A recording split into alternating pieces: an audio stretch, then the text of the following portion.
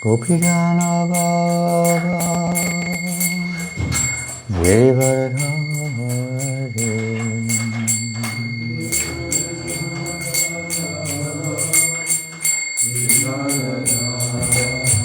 Yasodhanandana Rajajana Ranjana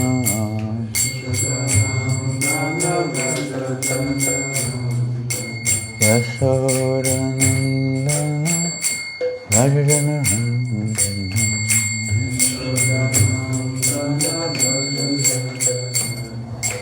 Yamuna Tira Vanachari Yamuna Tira Vanachari Yamuna Tira Vanachari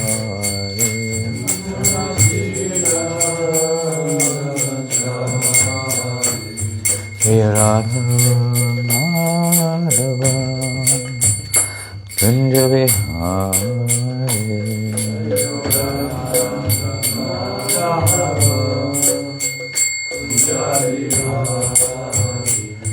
Jai Radha Madhava Kunja Vihari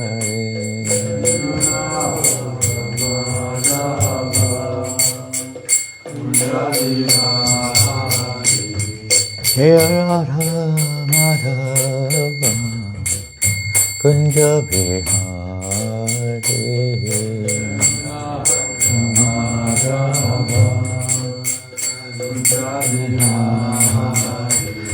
Jai Radha Madhava Kunja Vihari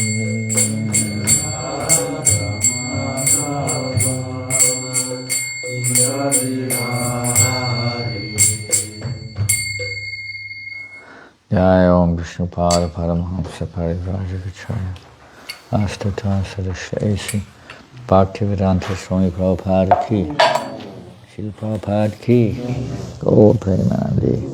All glories to the assembled devotees. All glories to Shri Guru and Grand all glories to Srila Prabhupada. Namo Vishnu Vidaya Krishna Vastaya Bhatli Srimati Bhaktivedanta Swami Nityananda. Namaste Saraswati Devi Gauravani. I read this, the 14 yesterday, so this next one. Wow. Hare Krishna.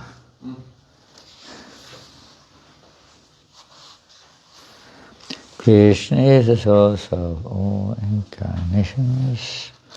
Om Namo Bhagavate Vasudevaya. Om Namo Bhagavate Vasudevaya. Om Namo Bhagavate Vasudevaya. Om Namo Bhagavate Vasudevaya. Om Namo Bhagavate Vasudevaya.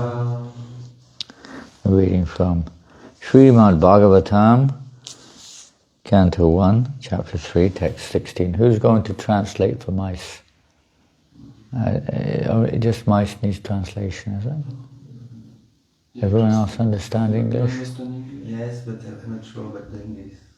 Okay. Yeah. Tell us what to do. Tell us what to do. Je peux essayer.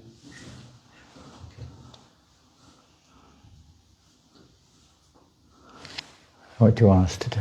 You tell us. I traduce. I will traduce to you. And what about Francois? Yeah, you can come closer and hear us. I think he understands English, but maybe something not quite. Well, how do you want to do it? Start, speak slowly, or what? Yeah, if you speak slowly, I can speak. As they speak. Rupam sacha grihe vasyam chakshushodadi samplave navyaropya mahimayam apadvaivasvatang manum. Translation and purport. When there was a complete inundation after the period of Chakshushamanu, and the whole world was deep within water, the Lord accepted the form of a fish and protected Vaivasvata Manu, keeping him up on a boat.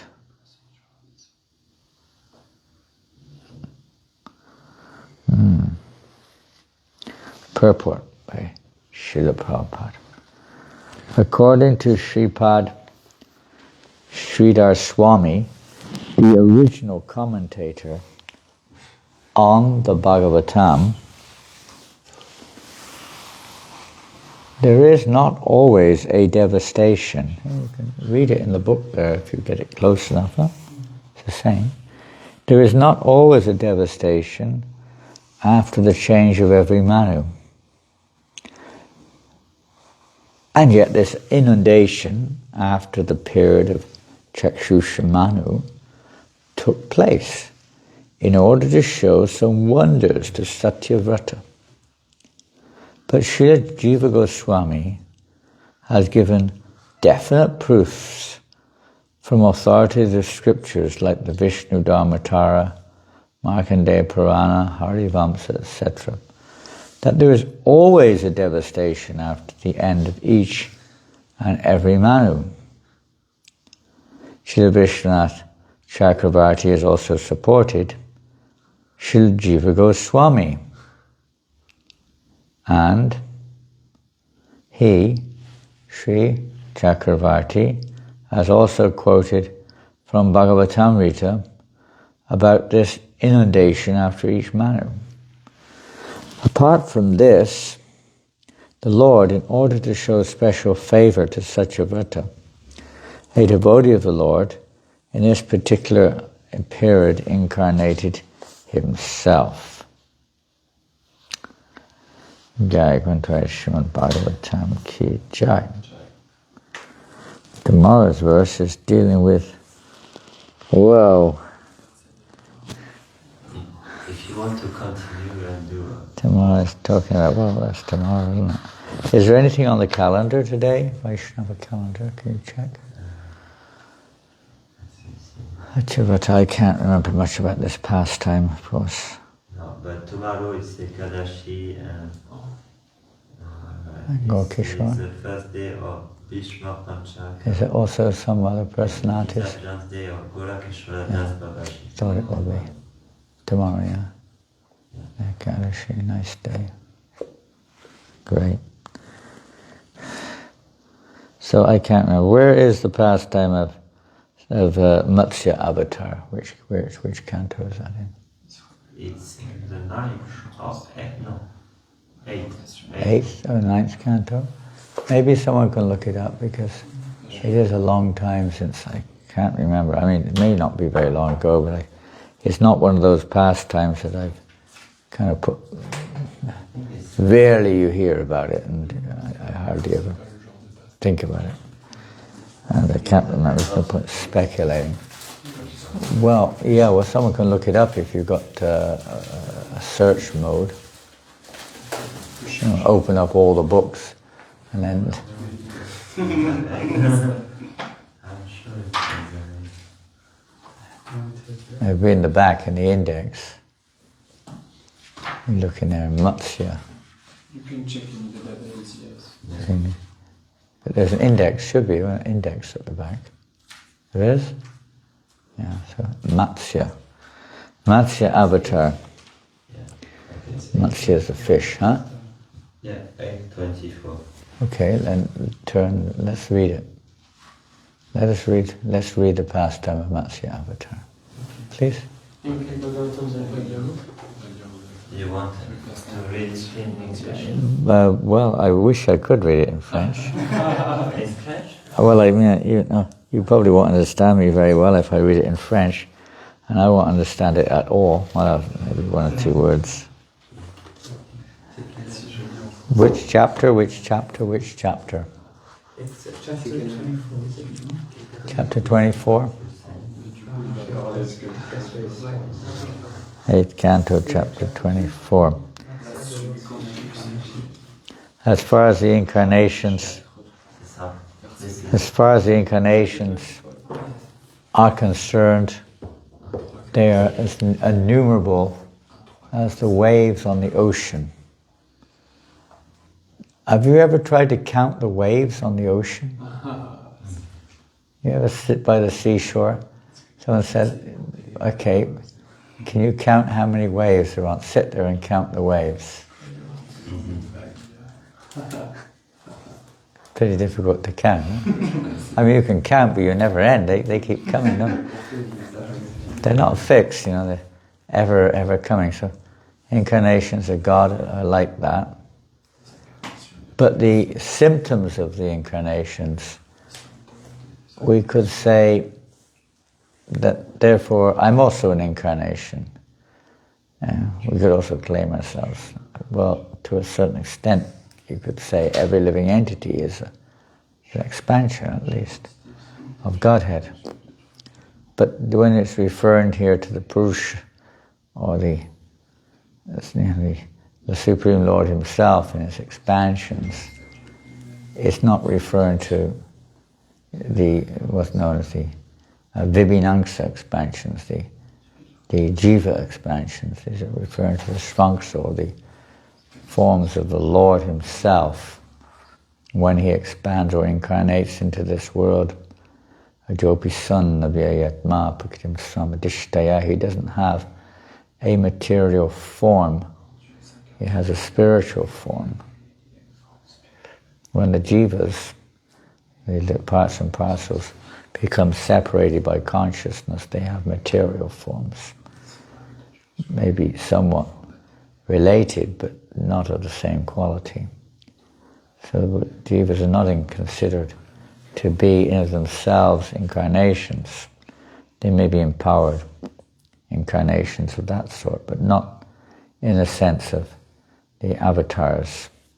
Supreme Lord Himself, Natsya is one of the avatars, expansion of the Lord Himself. And even they are innumerable. Although the prominent ones may be mentioned, there are innumerable forms of the Lord, incarnations. But their qualities, they're judged by their qualities as well.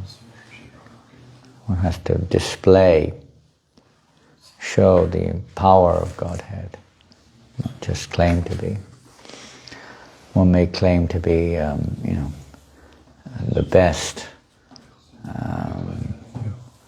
street fighter. As you've been practicing this week, I heard, street fighting. Is that right? Did a bit of practice. We are training. Training, yeah. Just getting trained up. But you have to prove it. You can't just, you can say anything, but you have to prove it. At least by action, if not by some kind of recognition already. I mean, usually there's some recognition. He's the best boxer, the best wrestler for some time. Well, Krishna's always the best. So here in chapter 24 we hear about this unique. And sometimes we find there's a book by Bhaktivinoda Thakur called Krishna Samhita. And this book was sent to the Western world also. And in that book, Bhaktivinoda Thakur talks about evolution. Talks about Darwin and evolution, more or less, and equates it to some extent to the subject matter of Srimad Bhagavatam, in the sense that we see, if you go through the incarnations, one by one, we're going to hear now of the Das avatars, not all of the ones mentioned here, but the primary Dasha, the 10 avatars, primary ones, who appear in each millennium, And we see here that Matsya is the first of those fish in the water. In Darwinism, they tend to look to the water for the first, you could say, creature, the first sign of living entity in one sense. So from the water, the living entity comes out onto the land. So Matsya is a fish.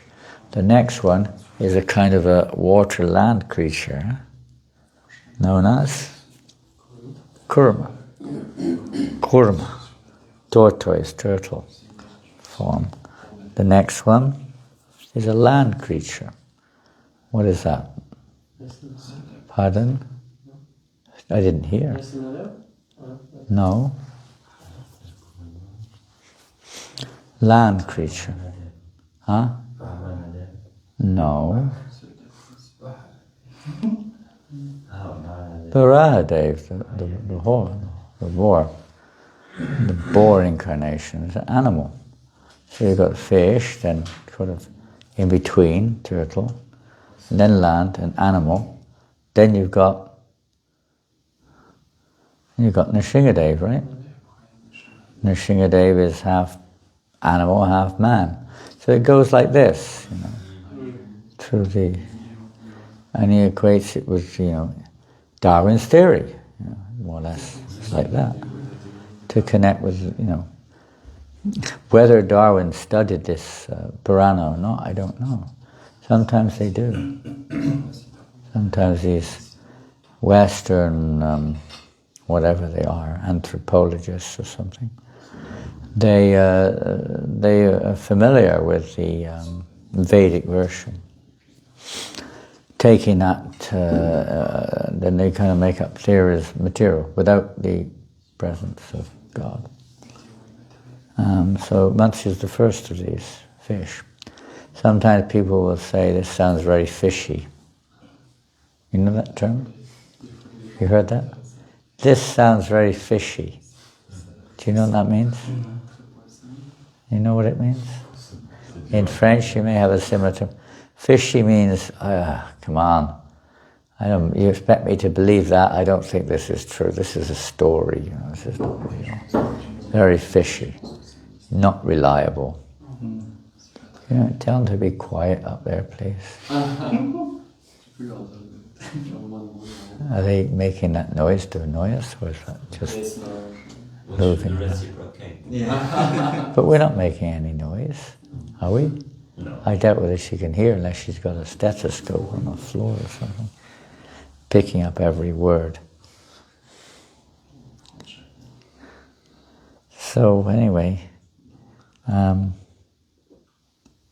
fish. People will think this is very fishy. God, are you telling me this is a picture here? No, I don't know. I don't remember. There is a beautiful, Is there? Where? Here's one. There it is. Here. There he is. Here. There's God. God. God. Of course he looks pretty effulgent. He's pretty big. He's pulling the boat. Yes, people say, sure, man. Yeah, that's obvious that's God. They can't conceive how. Come on. Are you joking? I'll say, are you crazy? This is God. You guys are worshipping animals, fishes, birds, pigs. You're mad. People may say like that. Of course, we also worship these various forms in the material sense of the term. Whether it's we accept these particular forms or rewarded them with these forms due to our karma, maybe, but may be attached to these forms. People tendency to become attached to pets and various things. But aside from that, why cannot God become a fish if he wants, or manifest as a fish? We understand that nothing can exist unless it has its origin in God. The very presence of a fish or a bird, I think, means that that's there in the spiritual realm. The Krishna takes that particular form, and in this world, that reflection of those spiritual forms are there. So why, if you say God cannot be a fish, we could infer two things. One is that we are able to understand the limits of God. We cannot. God cannot do this, cannot do that. So that means we are so qualified we can put limits on God's ability. And secondly, that if one understands a little bit about God, he can do anything. Nothing is out of his grasp. We've already mentioned the fact that without the presence of these qualities in God, you will not find it in this world either. But God can do anything he likes. Can't put limits on. Sometimes people like to imitate. Have you ever been to a fancy dress party? You know this term, fancy dress party? What is it? You know that, Akas? People go to a party and they dress up differently. One will dress up like a dog, and one will dress up, like a devil, and someone will dress up like, You've seen or been? Like Halloween. Huh? Like here. Like here? Like in this room here? Yeah. Yeah? We're dressed up something funny, fancy dress, but it's supposed to be something novel. They don't all dress the same. Halloween, I don't know if they all dress differently or not. I think they're more like similar, but fancy dress, somebody will come in look like a fish. Somebody will come in looking like, a dog, and someone else like an elephant. And they get fun out of it, isn't it? It's kind of like, funny. People put on these dresses. And a fancy dress party. They may dress up like imitating somebody also. Somebody will come in dressed like Napoleon Bonaparte. He's very popular. He's one of the most popular ones. But he's very distinctive, isn't he, Bonaparte? Does he have his arm in a sling or something, isn't it? Does he have a patch on his eye or not? No. He's got his arm in a sling. Someone will come with what do you call them? Pirates with a patch on there. They also often have that. One of these old guns, whatever you call them. All different kinds of makeup and dress. It's just, you can't tell who people are, and it's kind of one of the novelties to identify people and stuff. And that this tendency to imitate, this tendency to enjoy, in some ways, these various forms is because it's there in God. Krishna gets pleasure taking on various forms with different types of natures and so on. And we do too, to a certain extent. So we'll read this chapter, Matsya, the Lord's Fish Incarnations. The other point in the purport today is the devastations, universal devastations. That there seems to be some difference of opinion to what extent after each Manu is a section of the day of Brahma. In every day of Lord Brahma's life, the Creator's life, there are 14 Manus. Manus are referring to universal administrators. Now, They're not the ultimate controller, of course, but they have that particular aspect to administrate during that period of time. The universal affairs, keeping things in order and balance and so on. And after each one of those, that's a long period of time, it's 71 Divya Yugas. A Divya Yuga is a series of 4 yugas. We are now in the, which one? 28th, isn't it? But in terms of the Divya Yugas, which one are we in? I mean, within the Divya Yuga, there are 4 yugas. The 4 yugas within a Divya Yuga. Divya Yuga is a section of all 4 yugas. Which yuga are we in? It's a pretty simple question. Kali Yuga. Yeah, so Satya, Treta, Dwapara, Kali. And Kali Yuga is also quite long, 432,000 years. So the Vedas state. And Dwapara Yuga, Treta Yuga, they're longer. And longer.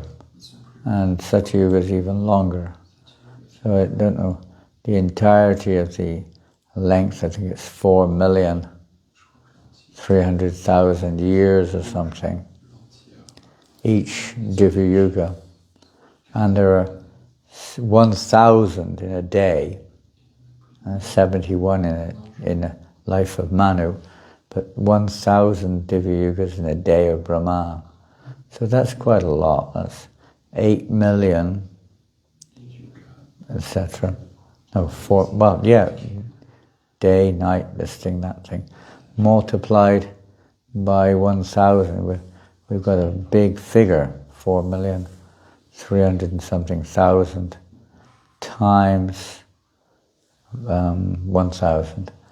That's quite a large. That's today in terms of Earth years. It's a long period of time. Anyway, back to the Manus is also a long period of time. It's whatever. It is 4,300,000 times 71. So it's a long, long, long period of time, almost beyond conception. And some say after that there's a total devastation of the planetary systems. Or they're, not say total, but they're submerged, completely submerged in the water. There are different opinions on that. It doesn't really matter. The main principle is we'll now read it. That's the wrong book. This one. Maharaj Pariksit said, this is text 1, the Supreme Personality of Godhead, Hari, is eternally situated in his transcendental position. Yet he descends to this material world and manifests himself in various incarnations. His first incarnation was that of a great fish. O most powerful Shukadeva, I wish to hear from you the pastimes of that fish incarnation. What was the purpose for which the personality of God had accepted the abominable form of a fish? Fish is considered, even by Darwinism, is kind of the lowest down the scale. And fish onto the land, up like that. So it's considered to be a very lowly life form, devoid of very much. They have their consciousness, but not very evolved. So why this form? Exactly as an ordinary living being accepts different forms, under the laws of karma, the form of a fish is certainly condemned and full of terrible pain. O my Lord, what was the purpose of this incarnation? Kindly explain this to us, for hearing about the pastimes of the Lord is auspicious for everyone. Even that, hearing about the pastimes of the Lord, any of the forms, is very auspicious. Even the fish incarnation. is very auspicious to hear about. Purifies our heart, awakens those who hear submissively, awakens devotion, faith, removes sinful reactions, removes material desires, enlivens the soul, many positive, purifies the atmosphere also. Sutta Goswami said, when Parikshit Maharaj thus inquired from Shukadeva Goswami, that most powerful, saintly person began describing the pastimes of the Lord's incarnation as a fish. Srila Shukadeva Goswami said, O king, for the sake of protecting the cows, the Brahmins, the demigods, the devotees, the Vedic literature, religious principles, and principles to fulfill the purpose of life, the Supreme Personality of Godhead accepts the forms of incarnations. Doesn't he say that in the Bhagavad Gita more or less? In the 4th chapter. What does he say about his coming into this world? Pardon? That's one verse, isn't it? Yada yada hi dharmasya glanya bhavati bharata vyutanama dharmasya tadatmanam srijamyaham. And to the verse, yes, you're right. Paritvanaya sadhanam vinashaya jadushkritam dharma samstapayata. Sambhavami yuge yuge, I come again and again in every millennium. Why does the Lord incarnate in every millennium? Translation, please, into French. Why does he incarnate?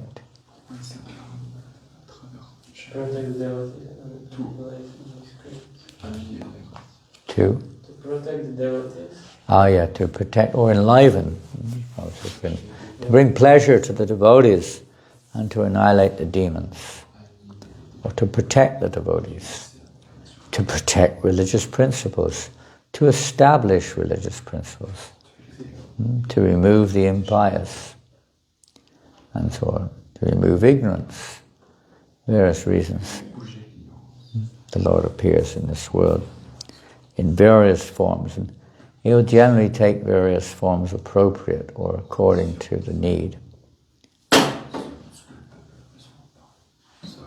Just like Nrsingadev, with his half man, half lion form, not only is it enlivening to all the devotees, and the very protective form of the Lord. I hope you were thinking of Nrsingadev when Kamsa attacked the other day. You should have called out, Nrsinga! Nrsinga! Nrsinga! You take an outfit out next time, you know. Take a lion outfit, big claws.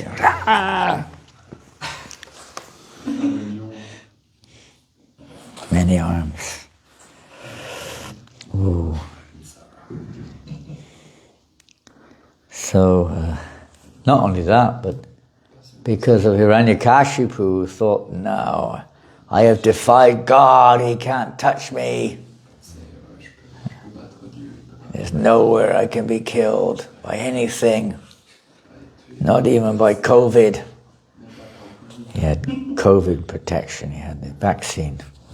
He had the vaccine. I hope you've all got the vaccine, have you? You all got the vaccine? Yes, Maharaj. Are you rebels?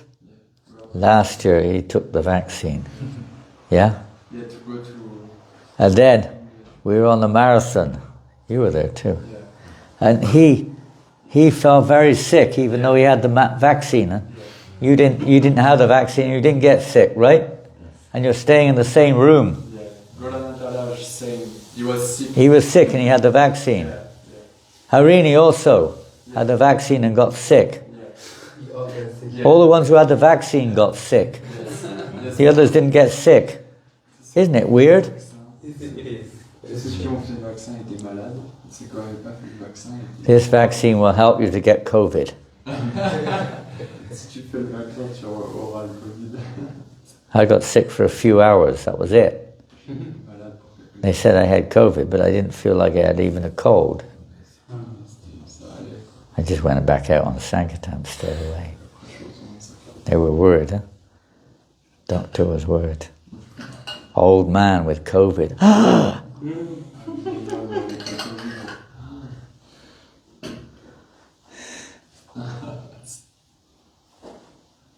So Krishna in that form protecting. Like the air passing, text 6, passing through different types of atmosphere, the Supreme Personality of Godhead, although appearing sometimes as a human being, sometimes as a lower animal, is always transcendental. Because he is above the material modes of nature, he is unaffected by higher and lower forms. What's the difference? You know, when you're in a fish body, you behave like a fish. Right? You remember?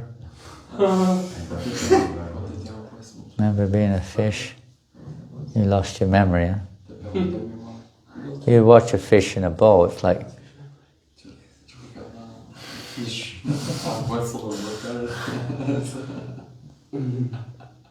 That's about the most exciting thing that happens. You know? Occasionally, as a fish, they brush up against each other, have some kind of relationship there. Pretty, whatever. He's trying to chant, Huh? sorry. No, what? Doing this maybe at the beginning about trying to sing. Trying to sing, yeah, they might be trying to sing. They probably do. They probably have some. They do have some degree of, obviously, of you know, communication and so on, no doubt. But it's very kind of like simple. But when and they, you know, you can't really train a fish. To some possible. I'm sure dolphins can be. Dolphins are the more evolved amongst the fish. Huh? Dolphins. But generally they just act by sensual response. Whereas Krishna doesn't come like that. He doesn't become a fish. He takes the form of a fish, but he's still fully the Supreme Personality of Godhead, full in every respect. Just using that fish body. Or not using the fish body, he is the fish body. But he's fully conscious, it's not material. O King Parikshit, at the end of the past millennium, at the end of Brahma's day, because Lord Brahma sleeps during the night, annihilation took place, and the three worlds were covered by the water of the ocean.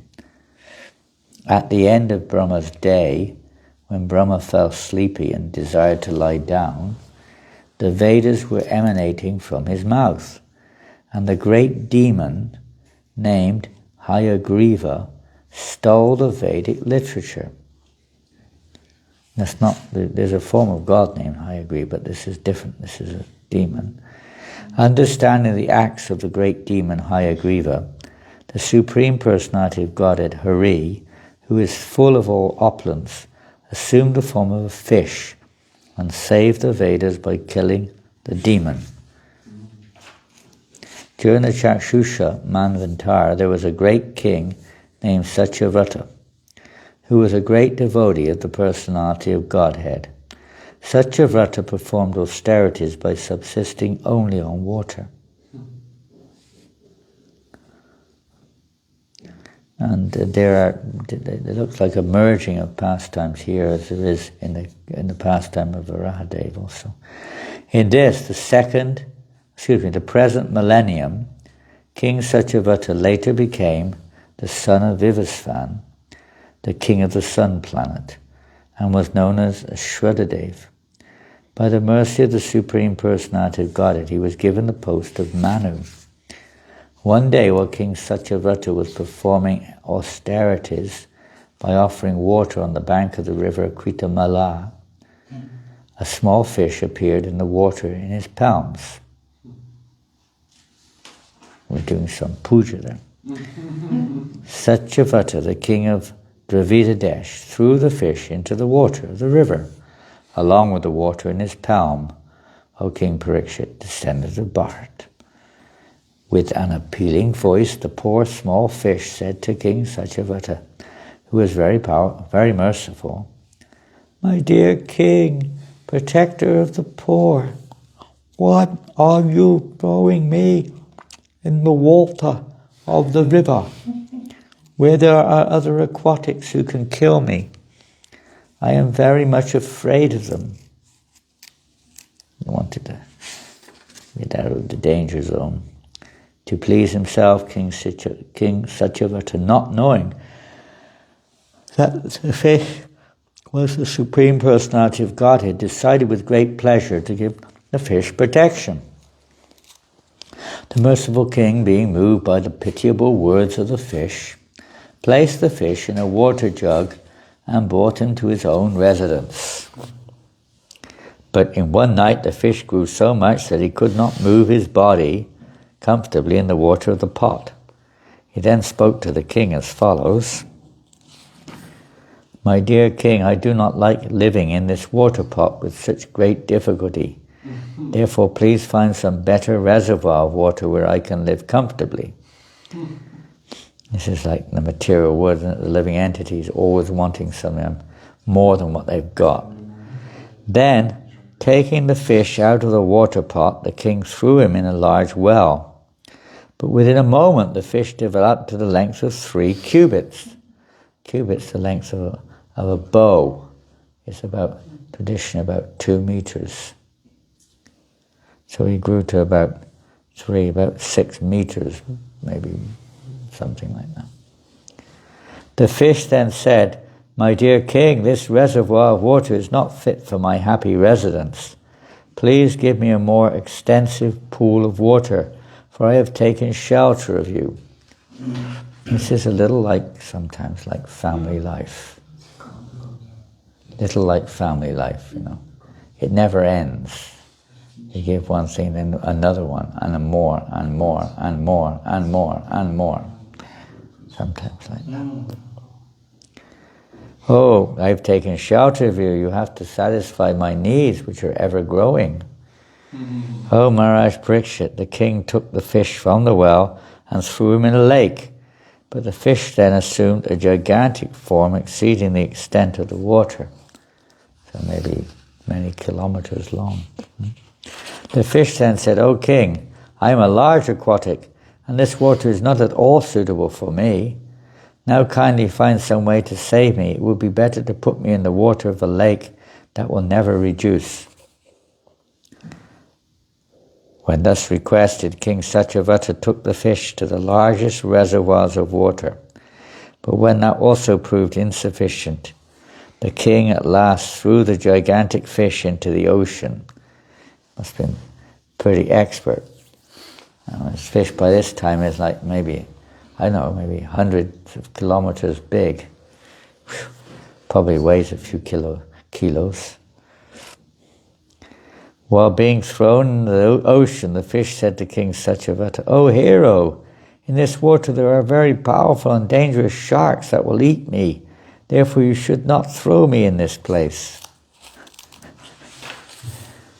After hearing these sweet words from the Supreme Personality of God in the form of a fish, the king, being bewildered, asked him, "Who are you, sir? You simply bewilder us."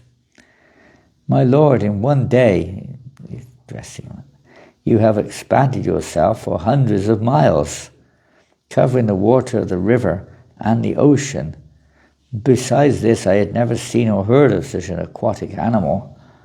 My lord, you are certainly the inexhaustible Supreme Personality of Godhead, Narayan, Sri Hari.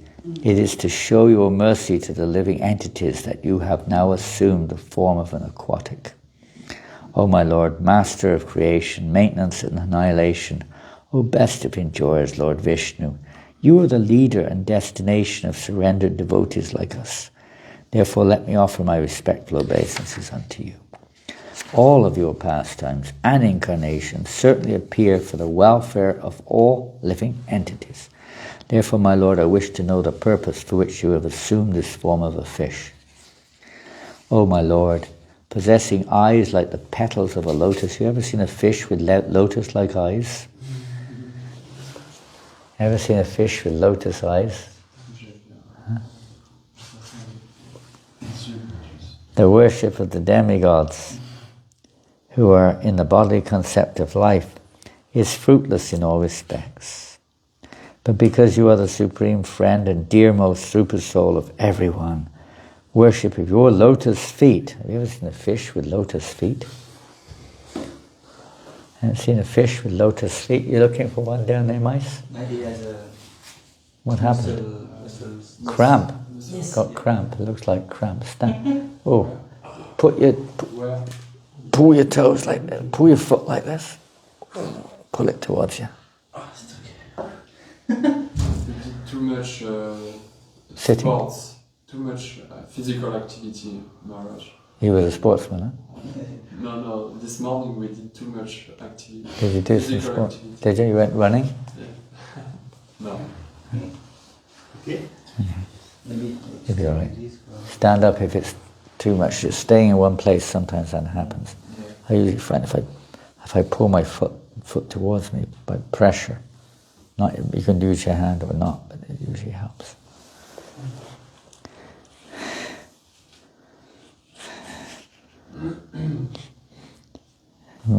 Worship the lotus feet of the fish. Some of the fish have feet, huh? Sometimes. Lotus fins. Fins, yeah, fins at the end. You have therefore manifested your form as a fish.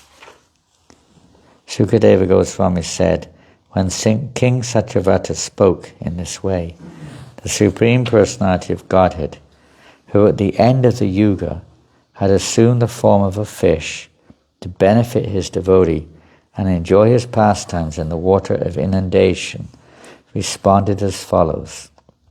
The Supreme Personality of Godhead said, O King, who can subdue your enemies? On the seventh day from today, the three worlds, Bhu, Bhuva and Sva, will all merge into the water of inundation. When all the three worlds merge into the water, a large boat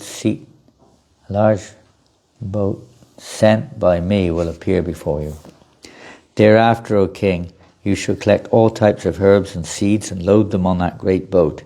Then, accompanied by the 7 rishis and surrounded by all kinds of living entities, you shall get aboard the boat, and without moroseness you shall easily travel with your companions on the ocean of inundation, the only illumination being the effulgence of the great rishis. Have you ever thought about this? Isn't this something very similar to Noah's Ark? Yes. You heard this pastime in the Bible? It's in the Bible, isn't it? You know, many of the things in the Bible come from the ancient Vedic Puranas and so on. It's corollary. Then, as the boat is tossed about by the powerful winds, attach the vessel to my horn by means of the great serpent Vasuki, for I shall be present by your side. Pulling the boat with you and all the rishis in it, O King, I shall travel in the water of devastation until the night of Lord Brahma's slumber is over. So this definitely infers at the end of the day of Brahma.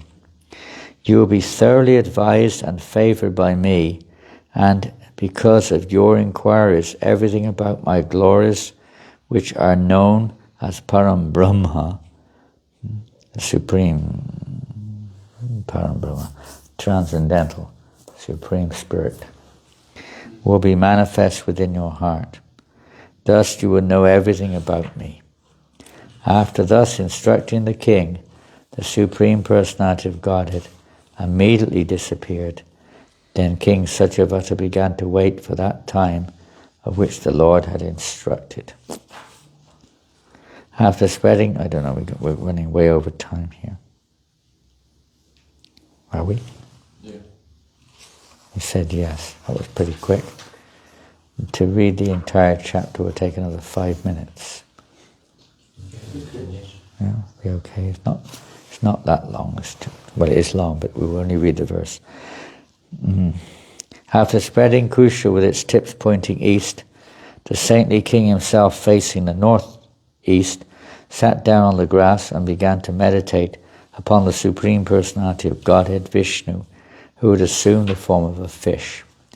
Thereafter, gigantic clouds pouring incessant water swelled the ocean more and more. Thus the ocean began to overflow onto the land and inundate the entire world. As Satyavata remembered the order of the Supreme Personality of Godhead, he saw a boat coming near him. Thus he collected herbs and creepers, and accompanied by saintly Brahmanas, he got aboard the boat. The saintly Brahmanas, being pleased with the king, said to him, "O king, please meditate upon the Supreme Personality of Godhead, Keshava. He will save us from this impending danger and arrange for our well-being." Then, while the king constantly meditated upon the Supreme Personality of Godhead, a large golden fish appeared in the ocean of inundation.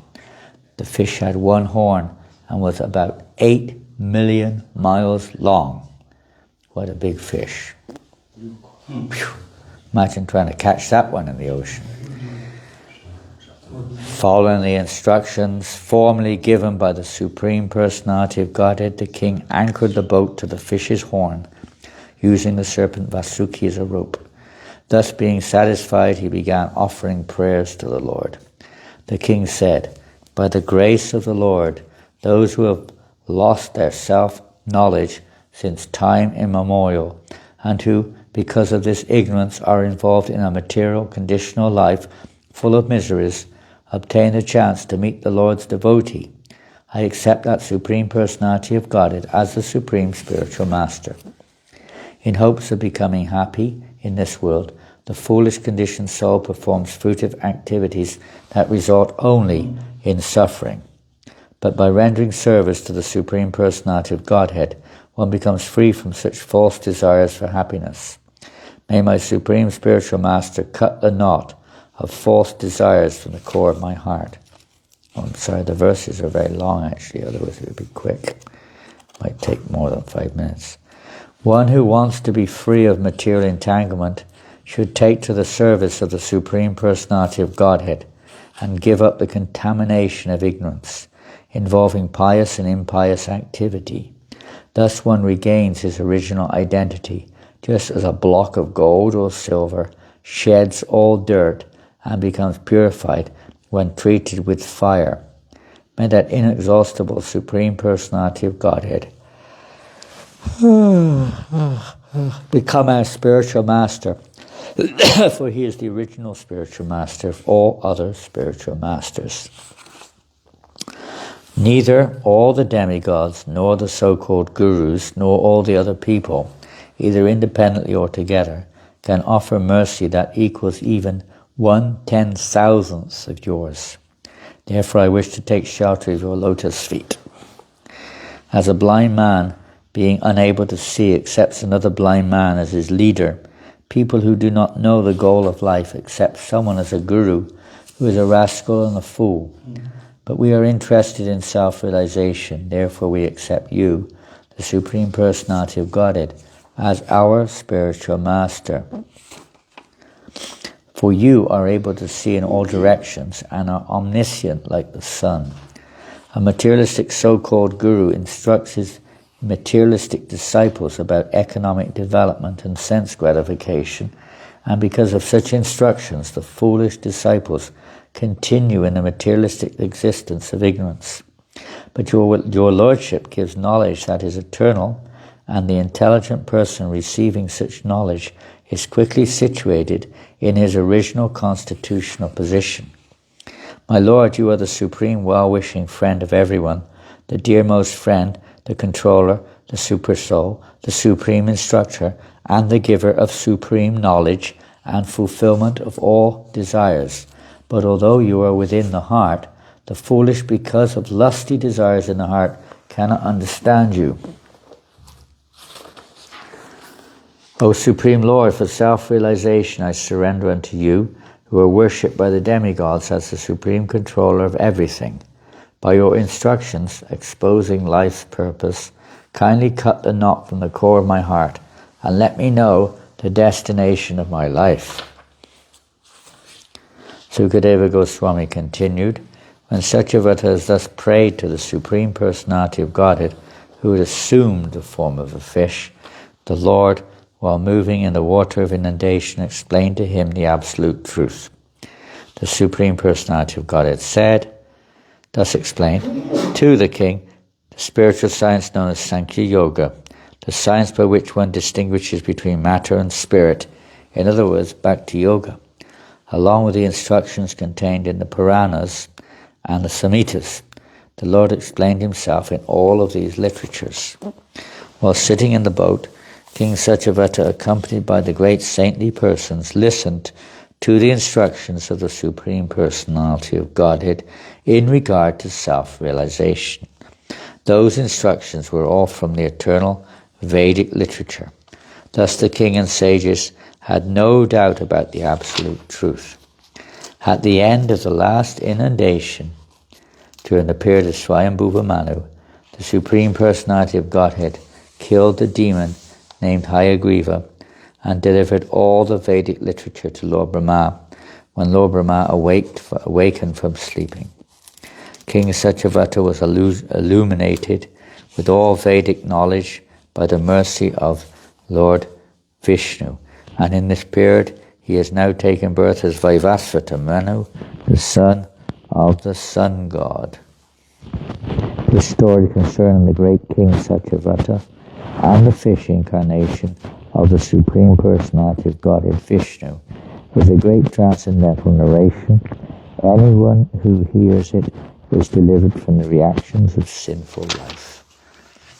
One who narrates this description of the Matsya incarnation and King Satyavata will certainly have all his ambitions fulfilled, and he will undoubtedly return home back to Godhead. How many books do you want to distribute during the marathon? It says here, you'll have all your ambitions fulfilled. I offer my respectful obeisances unto the Supreme Personality of Godhead, who pretended to be a gigantic fish, who restored the Vedic literature to Lord Brahma when Lord Brahma awakened from sleep, and who explained the essence of the Vedic literature to King Satyavata. And the great saintly persons, Jai Grantaraj Srimad Bhagavatam Ki Jai.